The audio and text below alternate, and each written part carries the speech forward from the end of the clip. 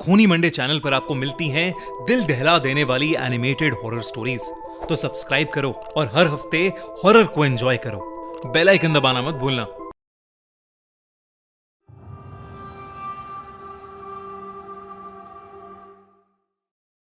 Leone एक 22 साल का लड़का था। वो अपने पूरे परिवार के साथ सर्बिया में रहता था। लियोन को नए नए सोशल एक्सपेरिमेंट्स करना और चैलेंजेस करना बहुत पसंद था। एक रात लियोन अपने फ्रेंड की पार्टी से अपने घर की तरफ लौट रहा था। कार तेज स्पीड में थी और लियोन ने लाउड वॉल्यूम पर गाने चलाए हुए थे। अचानक उसकी गाड़ी के सामने एक अजीब सी दिखने वाली औरत आ गई। लियोन ये देखकर बौखला गया और उसने गाड़ी का स्टीयरिंग व्हील पूरी तरह घुमा दिया। उसकी गाड़ी एक पेड़ में जाकर टकरा गई और लियोन को सर पर थोड़ी चोट आई।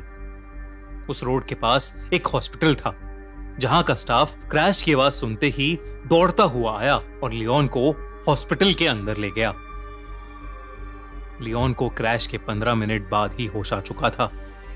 डॉक्टर ने उसकी मरहम पट्टी कर दी और अब वो घर जा सकता था। लियोन ने अपने लिए एक टैक्सी और अपनी गाड़ी के लिए एक टो ट्रक बुक कराया। उसका वेट करते करते वो हॉस्पिटल में ही अपनी टैक्सी और उस टो ट्रक का वेट करने लगा। वो हॉस्पिटल के सेकंड फ्लोर की बालकनी में खड़ा था। वो बार बार उस औरत के बारे में सोचने लगा जो अचानक उसकी गाड़ी के सामने आ गई थी, मगर उसे लगा कि शायद वो उसके मन का कोई वहम होगा। उस बालकनी से लियोन को उसकी क्रैश्ड गाड़ी साफ नजर आ रही थी। उसने अपने मॉम डैड को अपने एक्सीडेंट के बारे में इन्फॉर्म करने के लिए फोन निकाला ही था कि उसका ध्यान अचानक गाड़ी से कुछ दूर लगी एक स्ट्रीट लाइट पर गया। उस स्ट्रीट लाइट के नीचे उसे वही औरत दिखी जो उसकी गाड़ी के सामने आ गई थी।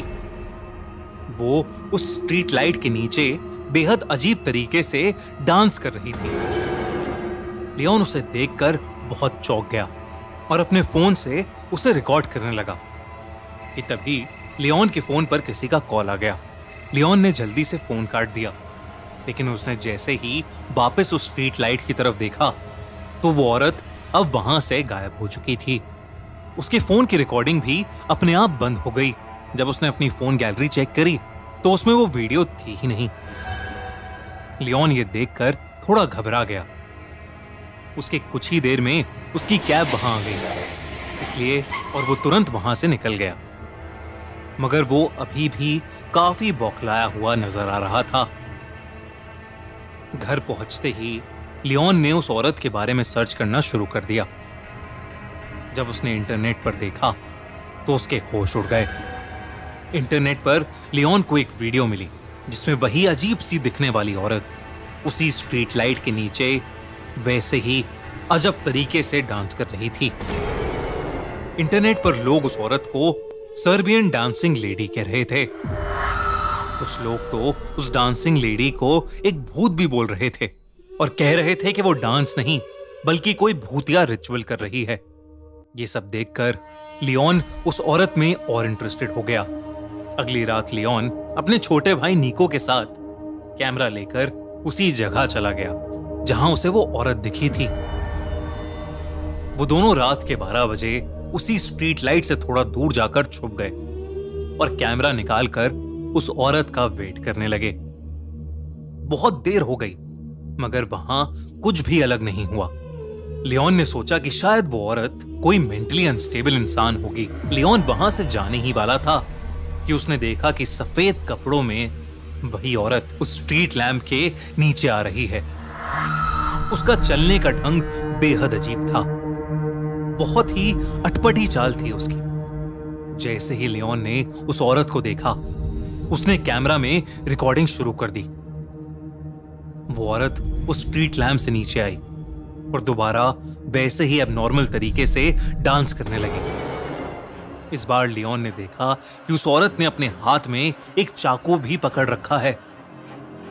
उस औरत के बाल उसका चेहरा ढक रहे थे और इसलिए लियोन उसका पूरा चेहरा ढंग से नहीं देख पा रहा था। अचानक ही वो औरत डांस करते करते रुक गई और देखते ही देखते उस औरत की हड्डियां चटकने लगीं। और उसके हाथ और पैर अजीब तरीके से मुड़ने लगे।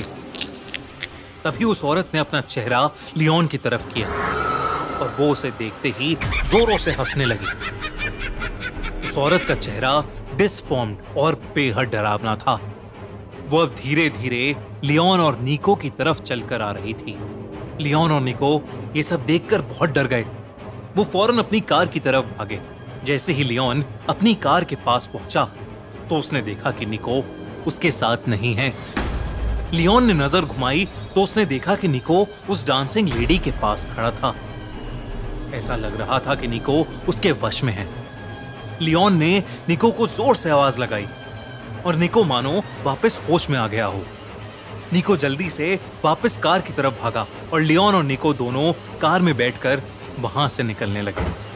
जब लियोन ने आसपास देखा तो वो डांसिंग लेडी कहीं नहीं थी, लेकिन फिर अचानक ही वो लियोन की कार के सामने आ गई। उसे देखकर लियोन की रूह कांप गई, लेकिन लियोन ने अपनी कार नहीं रोकी।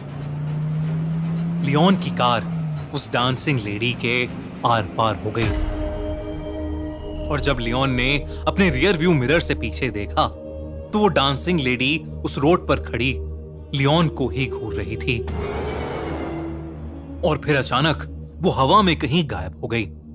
उस रात वो दोनों जैसे तैसे घर पहुंचे और चुपचाप सो गए।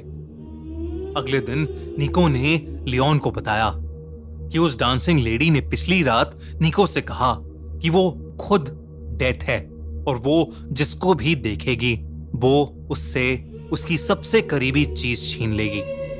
इस इंसिडेंट के कुछ ही दिनों में कुछ ऐसा हुआ जिसने लियोन और निको की जिंदगी हमेशा हमेशा के लिए बदल दी। एक रात लियोन और निको की मां एक्सीडेंट में मारी गई। उनका एक्सीडेंट भी उसी स्ट्रीट लैम्प के नीचे हुआ था जहां लियोन ने उस डांसिंग लेडी को देखा था। कभी कभी तो उस दिन के बाद से लियोन और निको को अक्सर उस डांसिंग लेडी के सपने आते हैं। बल्कि निको की हालत तो इतनी खराब हो गई कि वो कभी कभी रात में अपने घर से निकलकर बाहर सड़क पर उसी डांसिंग लेडी की तरह वैसा ही अजीब डांस करने लगता है। दोस्तों, सर्बियन डांसिंग लेडी सच में है या नहीं ये तो हम नहीं जानते, पर अगर आपको देर रात में कभी कोई ऐसी डांसिंग लेडी दिखे तो उससे दूर ही रहिएगा। क्या पता वो आपसे आपकी सबसे करीबी चीज ले ले।